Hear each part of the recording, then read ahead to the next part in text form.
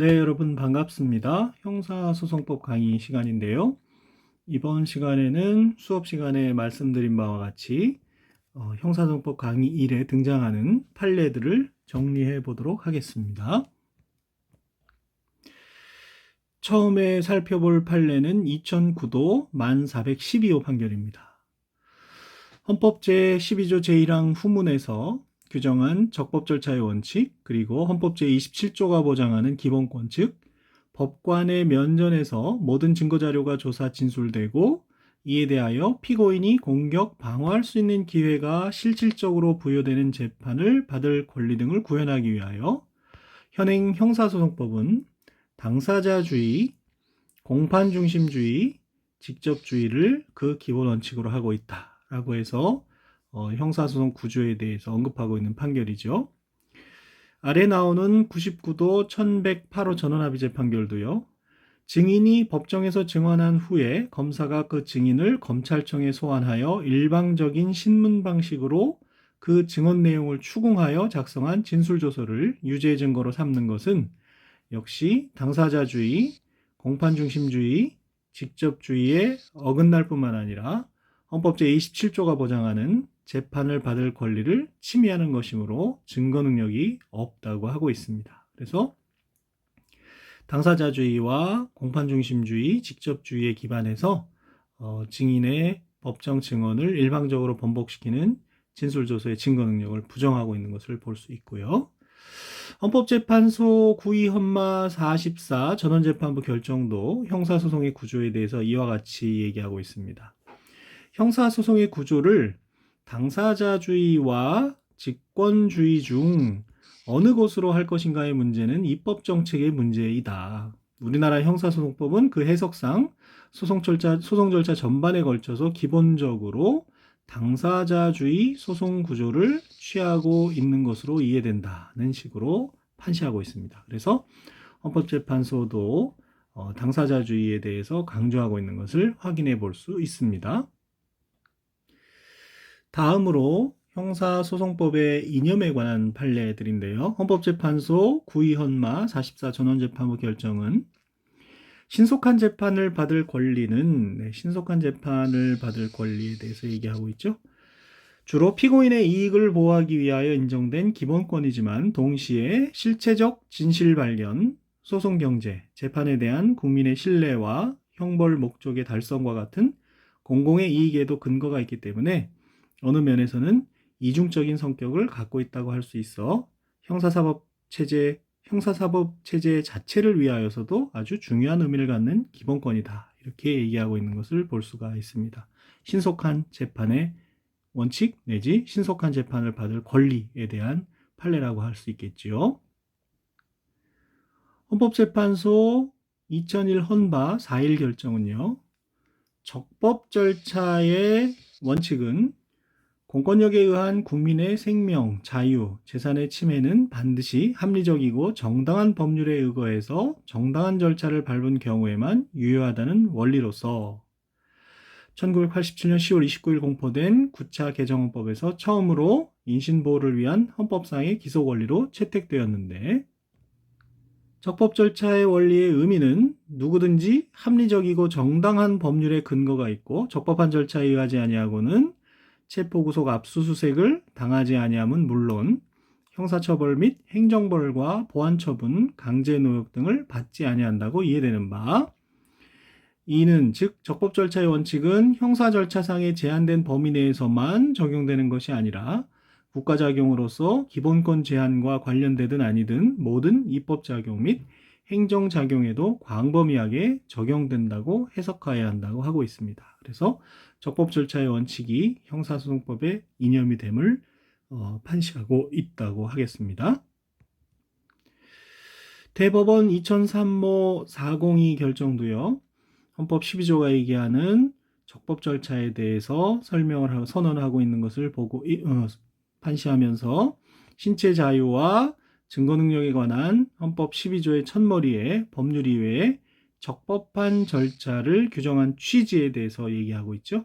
법관이 인신구속에 관한 헌법과 법률의 규정들을 해석 적용함에 있어 국가 형벌권보다 개인의 인권 옹호에 우위를 두고 헌법과 법률을 해석 적용함으로써 개인의 인신구속에 신중을 기하여야 한다는 것으로 풀이된다고 해서 적법 절차 원칙이 개인의 인권 옹호에 우위를 두고 있다는 점을 설시하고 있습니다. 헌법재판소 98호마 7호 결정은요, 구민사소송법 184조에서 정하는 기간 내에 판결을 선고하도록 법원이 노력해야겠지만 그 기간 내에 반드시 판결을 선고해야 할 법률상의 의무가 발생하는 것은 아니다라는 판시를 하고 있습니다. 신속한 재판의 원칙에도 불구하고 현실적인 한계를 인정한 것이라고 볼 수 있겠습니다. 대법원 93도 3058 판결은 공소장 변경 제도를 판시하면서 형사소송의 이념에 대해서 밝히고 있는 판결인데요. 내용을 보시면 법원은 공소사실의 동일성이 인정되는 범위 내에서 공소가 제기된 범죄 사실에 포함된 보다 가벼운 범죄 사실이 인정되는 경우에 심리의 경과에 비추어 피고인의 방어권 행사에 실질적 불이익을 초래할 염려가 없다고 인정되는 때에는 공소장이 변경되지 않았더라도 직권으로 공소장에 기재된 공소사실과 다른 범죄 사실을 인정할 수 있다. 저희가 공소장 변경의 법리에서 공부한 바가 있죠. 하지만 이와 같은 경우라고 하더라도 공소가 제기된 범죄 사실과 대비하여 볼 때 실제로 인정되는 범죄 사실의 사안이 중대하여 공소장이 변경되지 않았다는 이유로 이를 처벌하지 않는다면 적정 절차에 의한 신속한 실체적 진실의 발견이라는 형사소송의 목적에 비추어 현저히 정의와 형평에 반하는 것으로 인정되는 경우가 아닌 한 법원이 직권으로 그 범죄 사실을 인정하지 아니하였다고 하여 위법한 것이라고까지 볼 수는 없다라고 해서 형사소송의 이념이 적정 절차에 의한 신속한 실체적 진실의 발견이라는 것에 있다는 것을 판시하고 있다고 하겠습니다. 아래에 나오는 96도 1922호 전원합의 재판결도 정의와 형평의 기조 아래에서의 실체적 진실의 신속한 발견이라는 표현을 써서 형사소송의 이념을 나타내고 있다고 보여집니다.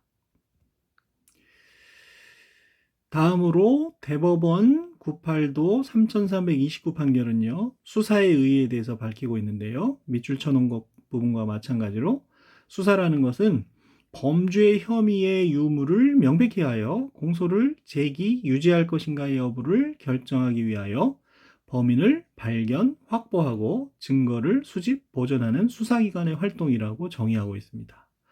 그래서 수사 목적을 달성함에 필요한 경우에 한하여 사회 통념상 상당하다고 인정되는 방법 등에 의하여 수사가 수행되어야 한다고 판시하면서 이 사건에서 문제가 된 무인 장비에 의한 제한속도 위반 차량 단속이 이러한 수사 활동의 일환으로서 도로에서 위험을 방지하고 교통의 안전과 원활한 소통을 확보하기 위하여 도로교통법령에 따라 정해진 제한속도를 위반하여 차량을 주행하는 범죄가 현재 행하여지고 있고 그 범죄의 성질, 태양으로 보아 긴급하게 증거 보존을 할 필요가 있는 상태에서 일반적으로 허용되는 한도를 넘지 않는 상당한 방법에 의한 것이라고 판단되기 때문에 적법한 수사 활동에 해당하고 그로 인해서 취득한 차량 번호 등을 촬영한 사진의 증거 능력을 인정한 판례가 되겠습니다. 그래서 증거법에 가서 현장 사진의 증거 능력을 인정하는 요건으로서 다시 한번 등장하게 됩니다. 잘 익혀 놓으셔야겠습니다.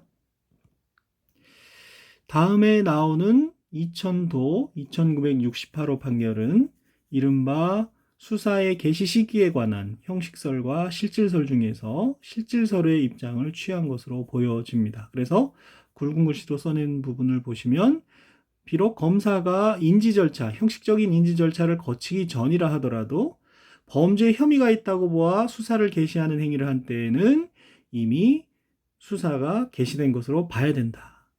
그래서 그러한 인지 절차를 밟기 전에 수사를 하였다고 하더라도 장차 인지의 가능성이 전혀 없는 상태하에서 행하여졌다는 등의 특별한 사정이 없는 한 그러한 인지 절차 전에 수사를 하였다는 이유만으로 수사가 위법한 것은 아니고 그 과정에서 작성된 피의자 신문조서나 진술조서 등도 증거 능력이 인정될 수 있다라는 판시를 하고 있는 판결입니다. 아래에 나오는 대법원 9.15 68 결정은 진정사건에 대해서 검사가 내사 종결 처리한 것이 재정 신청의 대상이 되지 않는다고 함으로써 진정사건에 대한 내사와 고소고발 사건에 대한 수사의 개념이 구별될 수 있다는 것을 판시하고 있다고 하겠습니다. 헌법재판소 89헌마277 결정도 진정사건에 대해서 내사 종결한 것은 고소고발 사건에 대한 수사와 마찬가지의 효과를 갖는 것은 아니라고 해서 수사와 내사를 구별하고 있다고 하는 판결이라고 하겠습니다. 대법원 구사도 252 판결은요, 친고죄에 있어서 고소 또는 고발이 소추 조건이라는 것을 밝히면서 그와 같은 범죄에서 고소나 고발이 있기 전에 수사를 한 것이 위법하느냐의 문제가 등장을 했는데, 고소고발을 필요로 하는 범죄라 하더라도 그 수사가 장차 고소나 고발이 있을 가능성이 없는 상태에서 행해졌다는 특단의 사정이 없는 한 고소고발이 있기 전에 수사를 하였다 하더라도 그 이유만으로 수사가 위법한 것은 아니다 라고 판시한 사안을 볼 수가 있겠습니다. 그래서 친고죄나 고발을 요하는 사건에서 고소고발 없이 수사를 할 수 있는지에 대한 판시를 하고 있는 것을 볼 수가 있고요. 아래에 나오는 대법원 2008도 7724호 판결도 특별사법경찰관리가 수사하는 출입국 사범에 대해서 일반 사법경찰관리가 출입국 관리사무소장 등의 고발이 있기 전에 한 수사가 소급해서 위법하게 되는지를 논하고 있는 판결인데요. 같은 이유에서 출입국 관리사무소장 등의 고발이 있기 전에 수사를 하였다 하더라도 장차 고소나 고발의 가능성이 없는 상태에서 행해졌다는 특단의 사정이 없는 한 그와 같은 이유만으로 수사가 위법한 것은 아니다 라고 이렇게 규정을 하고 있는 것을 볼 수 있습니다. 이 사건에서는 특별사법경찰관리인 출입국 관리 사범에 대해서 일반 사법경찰관리가 수사한 것도 위법하지 않다고 판시를 해서 판시 내용 중에 일반 사법경찰관리가 특별사법경찰관리가 해야 하는 수사를 한 경우에 대해서도 그 적법성을 인정하고 있다고 이렇게 보여지는 판결이 되겠습니다. 자, 다음 판결은요. 세무 공무원 등의 고발이 있어야 처벌할 수 있는 조세범 처벌법 위반죄 혐의에 대해서 당초 세무 공무원의 고소가 있는 상태에서 불기소 처분을 하였다가 불기소 처분에 대해서는 일사부재리 원칙 같은 게 적용이 안 되니까요. 다시 공소를 제기할 수가 있는데 그와 같이 다시 공소를 제기할 때 세무 공무원 등이 새로 고발을 해야 되느냐가 문제가 되었던 사건인데요. 밑줄 친 부분에서 보실 수 있는 것처럼 세무 공무원 등이 종전에 한 고발은 여전히 유효하고 따라서 나중에 공소를 제기함에 있어서 세무 공무원 등의 새로운 고발이 있어야 하는 것은 아니다라고 판시한 사안이 되겠습니다. 그래서 종전에 한 고발이 여전히 유효하다는 것을 밝히고 있는 것이지요. 아래 대법원 2007도 1804호 판결은요. 함정수사에 대한 원칙을 이야기하고 있습니다. 함정수사의 위법성에 대해서 판단하는 거죠.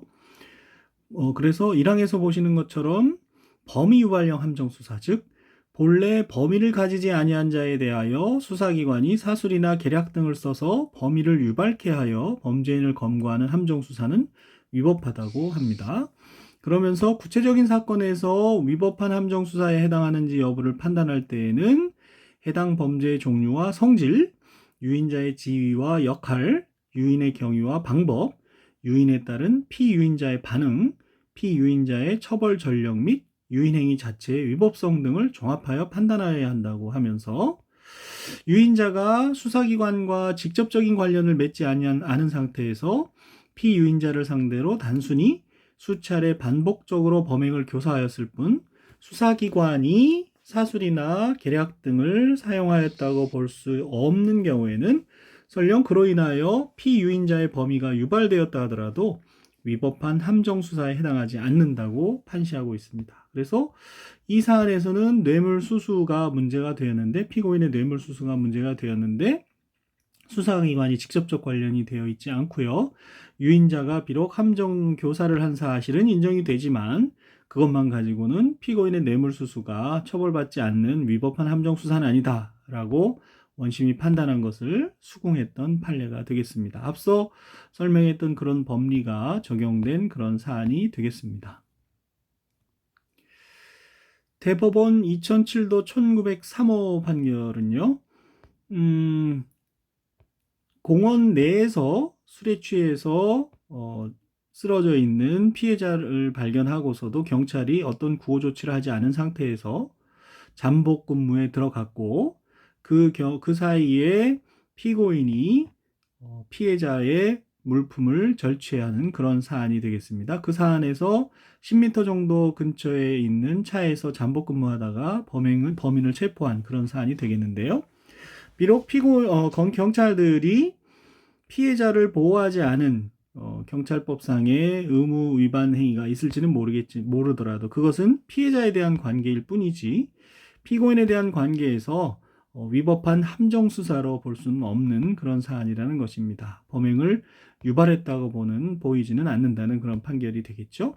그래서 이른바 사당동 까치공원 사건이라고 제가 이름을 붙이는 것인데요. 위법한 함정수사에 해당하지 않는 사례가 되겠습니다. 대법원 2008도 7362호 판결은 위법한 함정수사에 기한 공소제기의 경우 공소기각 판결 사유가 된다는 그런 내용을 담고 있고요. 사안의 내용은 경찰관들이 단속 실적을 올리기 위해서 노래방에 들어가서 도우미를 계속 불러달라고 주인이 거절을 했음에도 불구하고 계속 도우미를 불러달라고 해서 결국 도우미가 와서 문제가 되었던 그런 사건이 되겠습니다.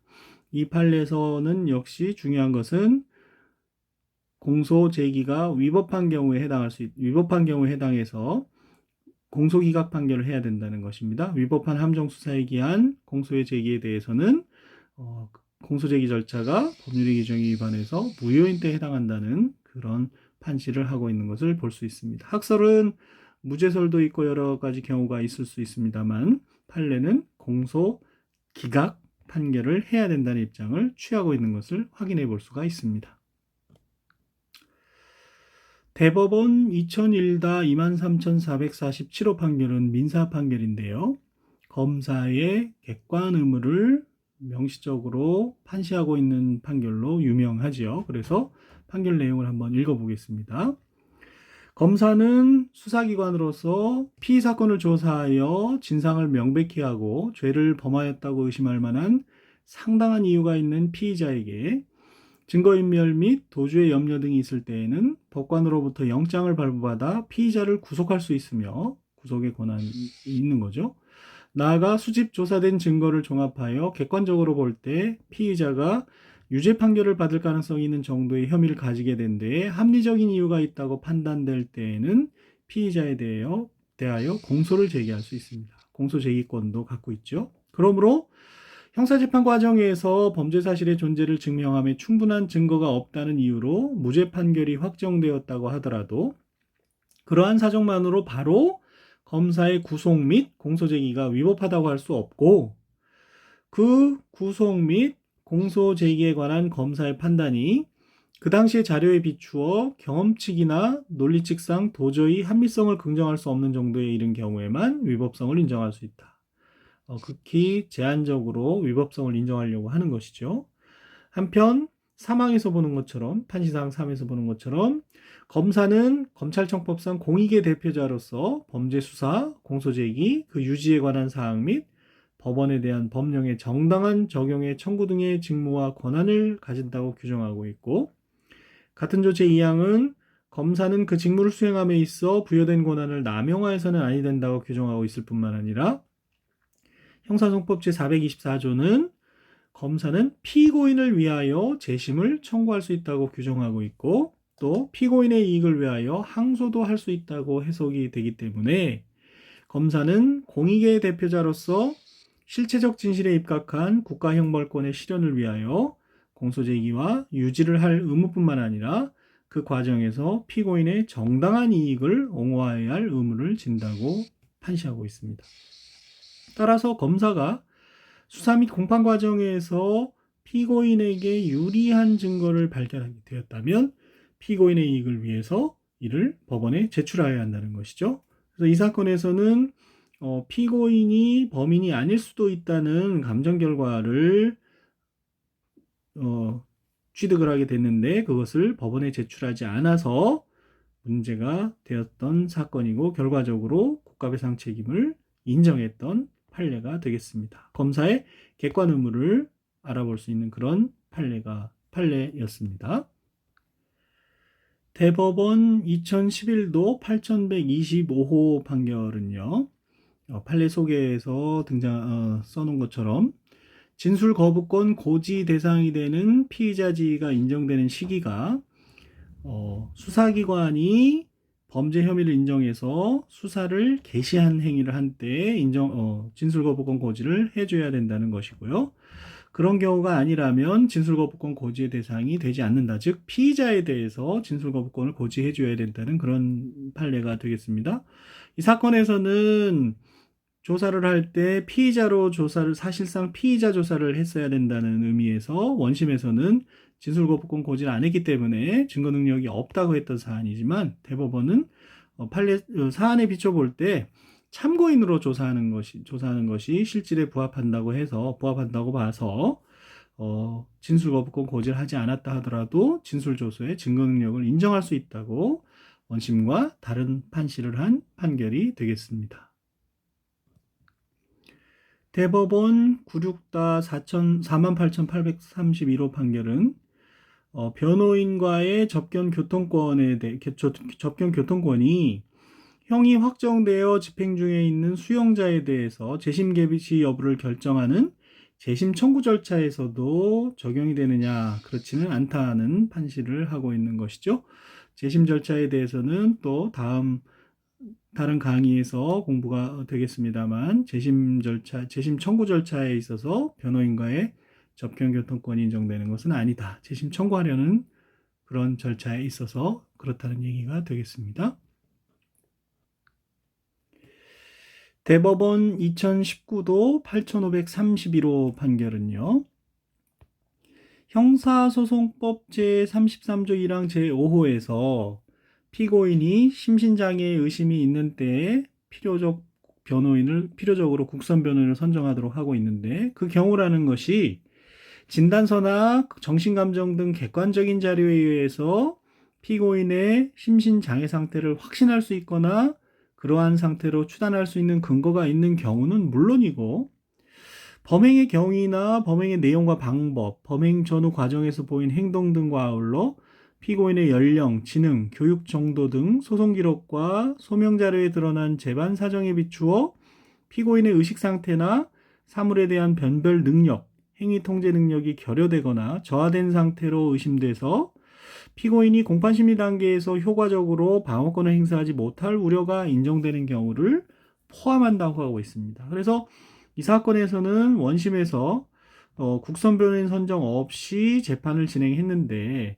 앞서 말씀드린 이런 법리에 비춰볼 때 국선 변호인을 선정했어야 되는 사안이기 때문에 필요적 국선 변호인을 선정하지 않고 한 소송 절차가 소송 행위가 무효라고 판시했던 그런 사안이 되겠습니다. 필요적 국선 변호 선정 사유를 어떻게 해석할 것인지 판시하고 있는 사안이라고 볼 수 있겠죠. 대법원 2016도 16,661호 판결에서는요. 피고인이 국민기초생활수급자에 해당한다는 수급자 증명서와 함께 보증금 100만 원, 월차임 14만 원의 주거지 임대차 계약서를 첨부해서 소명자료로 해서 국선 변호인 선정 청구를 했는데 원심에서 빈곤에 해당하지 않는다고 판단을 해서 국선 변호인 선정 청구를 기각을 하고 변호인 없이 재판을 했는데 대법원에서는 그런 정도의 소명이라면 빈곤으로 인하여 변호인을 선임할 수 없는 경우에 해당한다고 인정할 여지가 있다. 따라서 국선 변호인을 선정하지 않고 그대로 진행한 것은 잘못이라는 취지로 파기한 그런 사건이 되겠습니다. 역시 변호인 선정 사유에 대해서 어떻게 판단할지를 엿볼 수 있는 그런 판결이 되겠고요. 대법원 구사도 2880호 판결은 피고인이 국선 변호인 선정 청구를 한 데 대해서 아무런 결정을 하지 않은 위법을 범했지만, 그렇다 하더라도 결과적으로 변호인 선임 사유에, 국선 변호인 선임 사유에 대한 소명을 하지 않고 있기 때문에 결과적으로는 판결에 영향을 미친 위법이 없다고 판시했던 그런 사안이 되겠습니다. 대법원 2013도 1886호 판결은 필요적 국선 사건이 아님에도 제1심이 국선 변호인을 선정하여 준 후 피고인에게 징역 1년의 형을 선고하면서 법정 구속은 하지 않았는데, 피고인이 항소장만 제출한 다음 국선 변호인 선정 청구를 하지 않은 채 법정 기간 내에 항소 유서를 제출하지 않았고, 법원도 재량으로 국선 변호인을 선정해 줄 필요는 없다고 보아서 국선 변호인 선정 없이 공판 심리를 진행해서 피고인의 항소를 기각한 사안에서 국선 변호인을 선정하여 주지 않은 것이 피고인의 방어권을 침해하여 판결에 영향을 미쳤다고 보기는 어렵다고 인정한 그런 사안이 되겠습니다. 그래서 구체적인 사안에서 국선 변호인을 선정해 주어야 하는지 말아야 하는지를 판단하는 것이 문제가 되는 경우가 종종 있는 것을 볼 수가 있고요. 사례를 보고서 판단을 해 봐야 되겠습니다. 대법원 2016도 7622호 판결은요, 제1심 법원이 집행유예를 선고를 했는데 검사가 집행유예가 형이 너무 가볍다고 해서 항소한 사안이죠. 항소심에서 집행유예 상태니까 구속이 안 돼 있는 상태여서 국선 변호인을 선정하지 않은 상태에서 재판을 진행을 했고, 피고인에 대해서 실형을 선고하면서 구속을 한 사안이죠. 그리고 구속을 했기 때문에 이제 필요적 변호인을, 국선 변호인을 선정해 준 사안인데요. 그런 경우라면 구속 이전에, 항소심에서 구속하기 이전에 국선 변호인을 선정해 주는 것이 바람직하다고 한 그런 판례가 되겠습니다. 그래서 판시 내용을 한번 읽어봐 주시기 바라고요. 아래에 나오는 대법원 2015도 9951호 판결은요, 판례 소개에서 적어놓은 것처럼 헌법상 보장되는 변호인의 조력을 받을 권리라는 것에 피고인에게 실질적 조력을 줄 수 있는 그런 변호인을 선임해 줘야 될 의무가 국가에게 있다는 것이고요. 공소사실 자체로 봐서 한 피고인에 대해서 유리한 변론을 하게 되면 다른 피고인에 대해서 불리한 결과를 초래하는 경우가 있을 수 있겠죠. 서로 쌍방 폭행을 했다든지 하는 경우죠. 이와 같이. 그런 경우 공동 피고인들 사이에는 이해가 상반된다고 봐야 되고, 이해가 상반된 피고인들 중에 어느 피고인이 법무법인을 변호인으로 선임하고 그 법무법인의 담당 변호사가 지정이 되었다면 법원이 담당 변호사 중 한 사람 또는 다른 여러 사람을 다른 피고인을 위한 국선 변호인으로 선정을 하면 안 된다. 그런 경우에 이해 상반이 되고 실질적인 조력을 받을 수 없게 되기 때문에 국선 변호인의 조력을 받을 피고인의 권리가 침해가 된다고 판단한 그런 사안이 되겠습니다. 피고인들이 쌍방 상해 사건으로 기소가 되어서 같이 재판을 받고 있는데 한쪽 피고인을 위해서 유리한 변론을 하게 되면 다른 쪽 피고인에 대해서 불리한 결과를 야기하기 때문에 그런 경우 이해가 상반되고, 따라서 변호인의 실질적 조력을 받게 하기 위해서는 이해 상반되는 피고인들을 위해서 따로 변호인을 선임해 주어야 한다는 의미가 담겨 있다고 하겠습니다. 대법원 2012도 16334호 판결은요, 제1심에서 국선 변호인 선정 청구가 인용이 되어서 불구속 상태로 실형을 선고받은 피고인이 별건으로 구속된 상태에서 항소를 제기하면서 국선 변호인 선정 청구를 했는데 원심이 이 국선 변호인 선정 청구에 대해서 아무런 결정도 하지 않은 상태에서 공판기를 진행을 하고 실질적 변론과 심리를 마치고서야 비로소 국선 변호인 선정 청구를 기각한다는 결정을 한 사안입니다. 그런 사안에서 원심이 국선 변호인 선정에 관한 형사소송법 규정을 위반한 잘못이 있는지가 문제가 되었는데 대법원은 이 경우에 이 사안에서 피고인의 국선 변호인 선정 청구를 배척할 특별한 사정이 없고 오히려 빈곤을 사유로 국선 변호인 선정 청구를 한 피고인에 대해서 국선 변호인 선정을 해줘야 될 사정이 엿보이는데 아무런 국선 변호인 선정 청구 선정 청구를 해주지 않은 상태에서 실질적 공판과 심리를 진행한 후에 비로소 국선 변호인 선정 청구를 기각했다 그러면 피고인이 국선 변호인의 조력을 받지 못하고 효과적인 방어권을 행사하지 못한 결과를 가져오게 됐다고 인정을 해서 원심의 판단이 잘못되었다는 그런 판결이 되겠습니다. 아래 대법원 2006모 656 결정은요. 수사기관의 일방적인 처분 등을 통해서 변호인의 접견교통권을 제한할 수는 없다는 것이고요.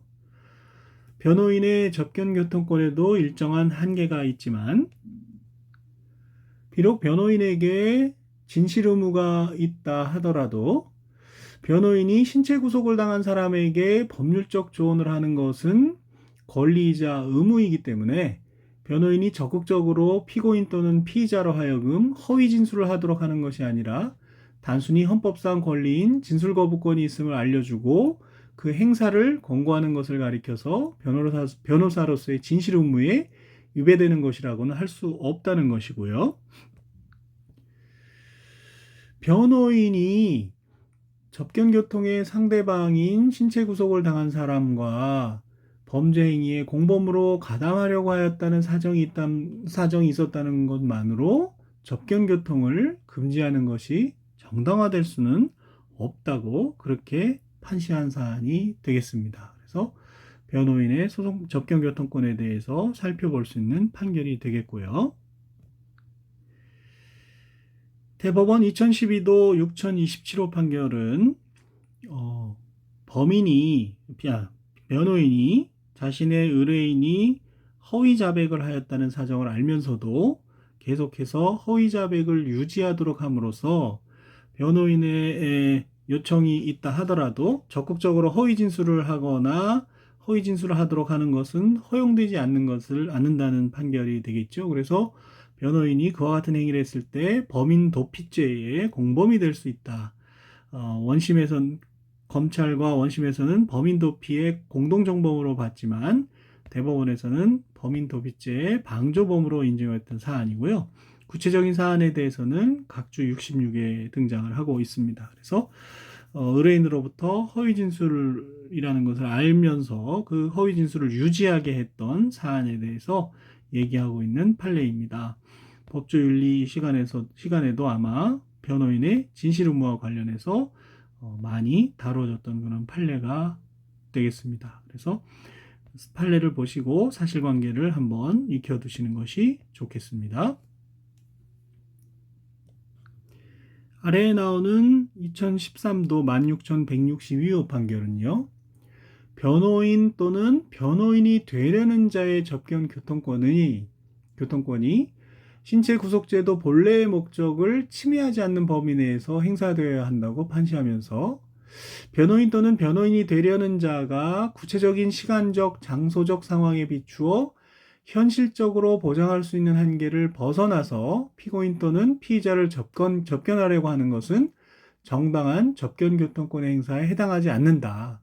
현행범 체포 현장에서 변호인 접견권을 주장했던 그런 사안이 되는데 현실적으로 가능하지 않은 경우에는 허용되지 않는다고 하면서 다만 그와 같은 판단을 할 때에는 접견교통권을 나아가서 변호인의 조력을 받을 권리에 본질적인 내용이 침해되지 않도록 신중을 기하여야 한다고 판시한 사안이 되겠습니다. 아래에 나오는 헌법재판소 2015 헌마 1204호 전원재판부 결정은 판시사항 1에서 보시는 것처럼 결정요지 1에서 보시는 것처럼 변호인 선임을 위해서 피의자 피고인이 가지는 변호인이 되려는 자와의 접견 교통권이 헌법상 기본권으로 보호되어야 한다고 선언한 결정이 되겠고요. 변호인이 되려는 자의 접견 교통권은 피의자 등이 변호인을 선임하여 그로부터 조력을 받을 권리를 공고히 하기 위한 것으로서 그것이 보장되지 않으면 피의자 등이 변호인 선임을 통하여 변호인으로부터 충분한 조력을 받는다는 것이 유명무실하게 될 수밖에 없기 때문에 변호인이 되려는 자의 접견 교통권은 피의자 등을 조력하기 위한 핵심적인 부분으로서 헌법상의 기본권이 된다. 그래서 변호인이 되려는 자와의 접견 교통권과 더불어서 표리의 관계에 있다고 본 것이지요. 물론 반대 의견도 있을 수 있겠습니다만 헌법재판소가 변호인이 되려는 자와의 접견 교통권도 헌법상 기본권으로 인정한 그런 판례가 되겠습니다. 아래 대법원 2015모 2357 결정은요.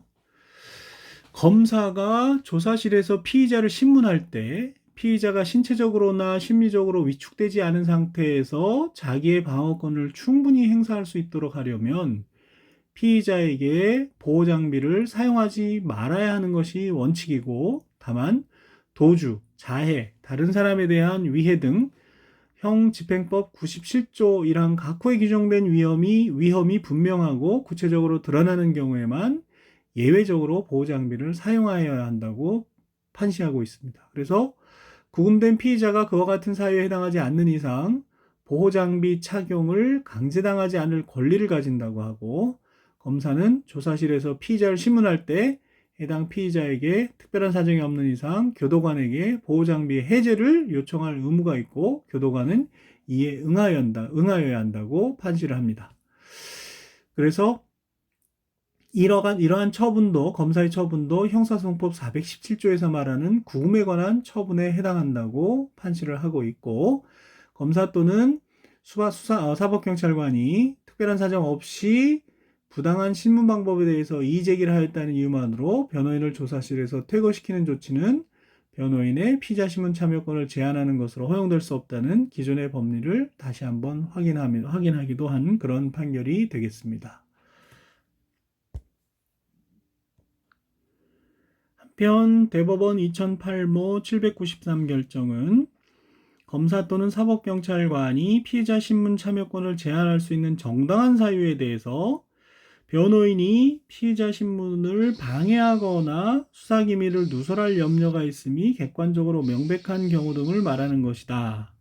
그래서 그런 정당한 사유가 없는데도 불구하고 변호인에 대해서 피의자로부터 떨어진 곳으로 옮겨 앉으라고 지시를 한 것은 또 그에 따르지 않았음을 이유로 피의자 신문 참여권을 제한한 것은 허용될 수 없다고 판시한 판결이 되겠습니다. 아래 헌법재판소 2016-503 결정은 503호 결정은 검찰 수사관이 피의자 신문에 참여한 변호인인 청구인에게 피의자 후방에 앉으라고 요구한 행위가 변호인인 청구인의 변호권을 침해한다고 판시한 그런 사안이죠. 특별한 사정도 없었던 그런 경우에 후방 착석 요구 행위가 부당한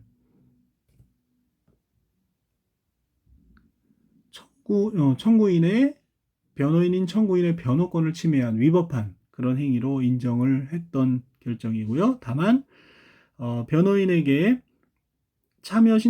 피의자 신문 참여 신청서를 작성을 하도록 요구한 행위가 헌법소원의 대상이 되지는 않고 또 헌법소원의 변호인의 피의자 신문 참여 운영 지침에 관한 내용도 헌법소원의 대상이 되는 공권력의 행사에는 해당하지 않는다. 내부적인 업무 처리 지침의 사무 처리 지침, 준칙 내지는 업무 처리 지침에 불과하기 때문에 헌법소원의 대상이 되는 공권력의 행사는 해당하지 않는다고 판시한 결정이 되겠습니다.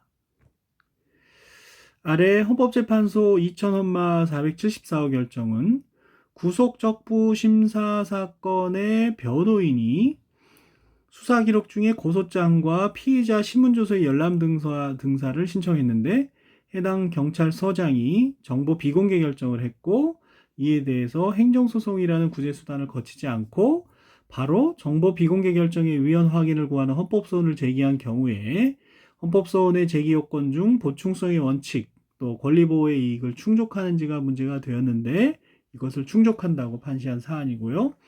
결국 구속적부심 사건 피의자의 변호인에게 수사기록 중 고소장과 피의자 신문조서의 내용을 알 권리 또 열람 등사할 권리를 인정을 했고요. 이런 경우 열람 등사를 거부한 경찰서장의 행위가 헌법에 위반된다. 변호인의 피구속자를 조력할 권리 및 알 권리를 침해해서 헌법에 위반된다고 판시를 했고 이와 같은 판시에 따라서 규정이 입법화되면서 현재는 구속적부 심사 단계에서 기록 열람 등사권이 인정되게 된 계기가 된 헌법재판소 결정이 되겠습니다.